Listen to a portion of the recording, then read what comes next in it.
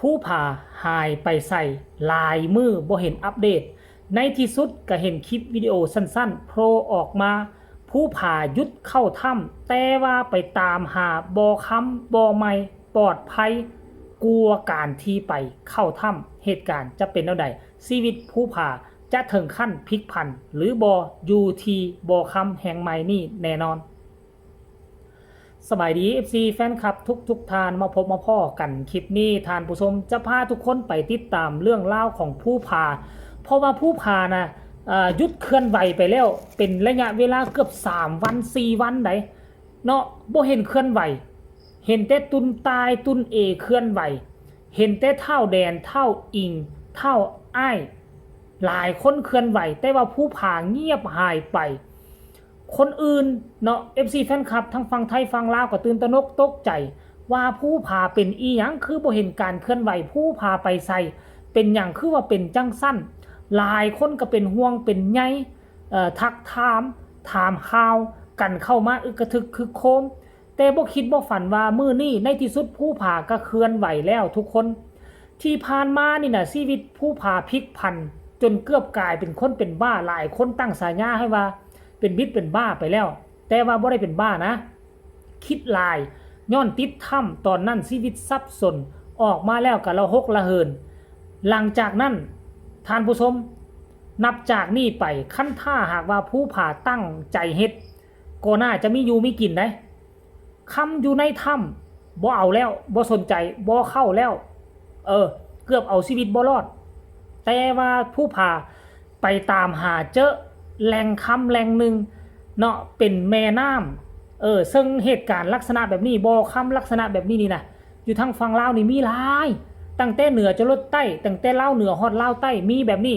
บ่อนใดที่มีสายน้ำบ่อนใดที่มีน้ำแม่มีต้นกำเนิดที่ไหลมาจากหุบเขาข้าเจ้าก็สิไปทดลองเบิ่งเอาบ้างไปขุดไปก้นเอาหินแห่ไปขุดเอาทรายอยู่ตามตรอกซอกซอยของเวลาน้ำซ้อไปซ้อมานั่นน่ะเอามาใส่บ้างมาปั่นทดลองเบิงคนนี้ไปลองคนนั่นไปลองมาแล้วหูข่าวโอ้คนนี้ได้คนนั้นได้ก็หอบกันไปซึ่งผู้ผ่าก็เป็นหนึ่งในหั่นเห็นตามคลิปแล้วเบิงกับซิมี10 กว่าคนเป็นแม่น้ำลำธารสายน้อยเนาะถ้าจะเบิงแล้วคล้ายๆคือกับแม่น้ำที่อยู่ใกล้กับบ้านของผู้ผ่านั่นแหละม่องที่ผู้ผ่าไปเฮ็ดพิธีกรรมสะเดาะเคราะห์แล้วกระบอนที่ผู้ผ่าไปยืนอยู่ก้องสะพานถ่ายรูปก่อนที่ผู้ผ่าสิตัดสินใจลงมาเวียงจันทน์ท่านผู้ชมน่าจะเป็นน้ำทรายเดียวกันฮันบอแต่ว่าช่วงนี้คือว่าเห็นน้ำค่อนข้างว่าแห้งลงแล้วท่านผู้ชมฝนเศร้าตกกับน้ำแห้งน้ำน้อยลงหากว่าฝนมากับน้ำก็ลายขึ้นท่านผู้ชมเดี๋ยวจะให้ทุกคนไปเบิ่งคลิปวิดีโอสั้นๆนี่จากผู้ผ่าก่อนผู้ผ่ามีการเคลื่อนไหวแนวใดเห็นผู้หญิงผู้ชายกับพากันกลขี้ทรายมาให้ผู้หญิงก็สิเป็นผู้ปั่นบ้างก็คือว่าเอาไปลงใส่น้ำหั่นแกว่งไปแกว่งมาเนาะคำมันสินักมันสิตกเป็นตะกอนอยู่ในพื้นขี้แห่ขี้ทรายมันเบากว่ามันก็สิพัดไปกับน้ำออกไปหั่นน่ะสั่นแห้งๆแล้วสิสวดนี่ได้ทานผู้ชมไปชมคลิปนี้แล้วมาพอกันในช่องต่อไป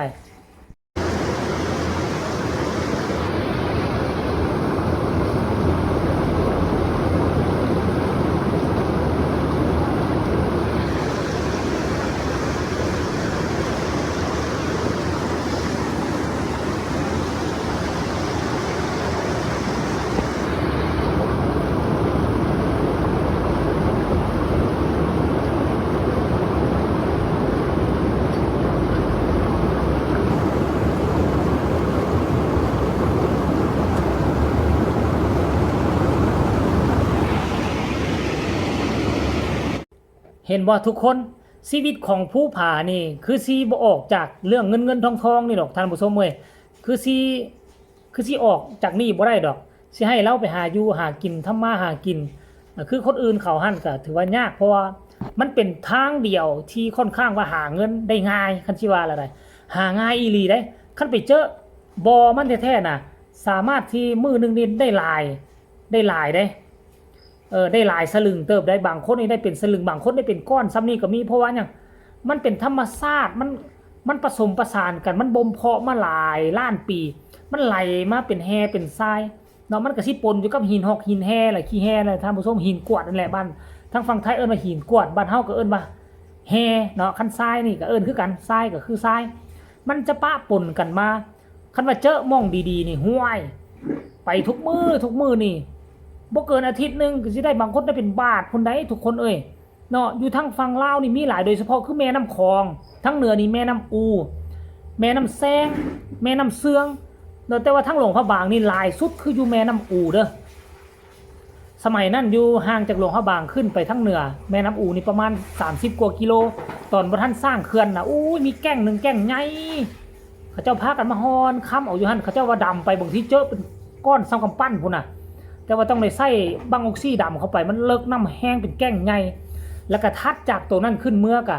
จะเป็นห้วยน้อยๆห้วยน้อยๆน้อยกว่าห้วยของผู้ผาทายนี่แหละแต่ว่าค่ำหลายเพราะว่ามาหู้ตามหลังมันเป็นบ่ค่ำใหญ่ผาปนหั่นน้ำออกจากหั่นมามันเป็นสายแห่เดียวกันนี่เขาเจ้าไปฮอนเอาสะอ่อนท่านผู้ชมเอ้ยได้รับได้ดีคนแถวนั้นมีอยู่มีกินมีเงินมีซานมีรถมีโก้ขี่ย้อนไปฮอนแบบผู้ผาทายมาให้เบิ่งนี่แหละคันว่าเจอบ่ดีๆนี่รวยได้อยู่ทางฝั่งลาวนี่อยู่บ้านนอกๆเฮือนหลังบักใหญ่ๆ 4-5 ห้องนอนรวยกว่าคนในเมืองเฮาซ้ำไปบางพื้นที่ได้คันไปเจอม่องมันมีแท้ๆน่ะท่านผู้ชมเอ้ยก็ขอให้ผู้พาโชคดีก็แล้วกันเด้อเพราะว่าเราบ่ออกจากเรื่องนี้ดอกบ่ออกจากเรื่องแฮเงินแฮทองแฮค่ำนั่นแหละรอดตุยออกจากถ้ำมาก็ม่นไปหาม่องนี่คือเก่าแหละม่องไปหาบ่อนนี่แต่ว่าบ่อนนี่สะดวกสบายกลางแจ้งเลยท่านผู้ชมเป็นแฮทรายเป็นบ่อหินแฮหินทรายแต่ว่าเป็นห่วงอย่างเดียวก็คือย่านน้ำปลาไหลหลากพายุเข้ามาเฮิมคันบ่พากันหนีนี่ห้วยมวลน้ำมหาศาลพัดมานี่ก็นักคือกันได้แต่ว่าบ่ค่อยเป็นแบบสั้นดอกน้ำตัวนี้ก็ถือว่าบ่น้อยได้น้ำเอิ้นว่าน้ำใหญ่ระดับนึงแหละแต่ว่าบ่สามารถขี่หอกขี่เรือได้เวลาฝนตกน้ำนองก็สมัยนั้นคิดฮอดบ้านตัวเองน้ำซ้ำนี่แหละลอยข้ามไปทงนาพุ่นได้น้ำนองมาลุมกระโดดเกาะขอนไม้ใหญ่ไหลมาพุ่นได้ขี่ไปสบายจับตุกน้ำมันเครื่องเก่ารถยนต์น่ะจับได้แล้วกระโดดกอดลอยไปแต่ว่าอยู่ทั้งบ้านของเฮานี่บ่เฮ็ดแบบสั้นแต่ว่ามีแต่ว่าบ่มีผู้ใดฮู้เฮ็ดลักษณะแบบนี้ถือว่าบ้านของผู้ผานี่เขาเจ้าฉลาดกว่าเขาเจ้าเก่งสามารถฮู้วิธีปันบอกปันบ้างพุ่นน่ะท่านผู้ชมว่าธรรมดาได้ก็เอามาฝากเอามาต้อนพ่อแม่พี่น้องฟังลาวฟังไทยผู้ที่คองคอยเบิ่งเรื่องราวของผู้ผาก็ได้นำมาเสนอให้รับให้ฮู้แล้วก็ขอคนละ1ไลค์1แชร์เช่นเก่าเช่นเคยผู้ใดพัดผ่านมาเห็นคลิปนี้ก็เนาะแชร์ไปบ่ขอหลายไปที่แชร์ 2-3 ครั้งก็อย่าบ่เอาขอคนละแชร์ขอคนละไลค์ที่สำคัญน่ะกดติดตามพร้อมและก็บ่ต้องกดข้ามโฆษณาเด้อทุกคนเพื่อเป็นกำลังใจให้เจบ่ลาวผู้ทำคลิปแน่เนาะแล้วก็ผู้ใดมีความคิดความเห็นแนวใดอยากส่งกำลังแห่งใจไปให้ผู้พาส่งมาได้ทางใต้คอมเมนต์สำหรับคลิปนี้ขออำลาพาจากกันเพียงซ้ำนี้สากลสบายดี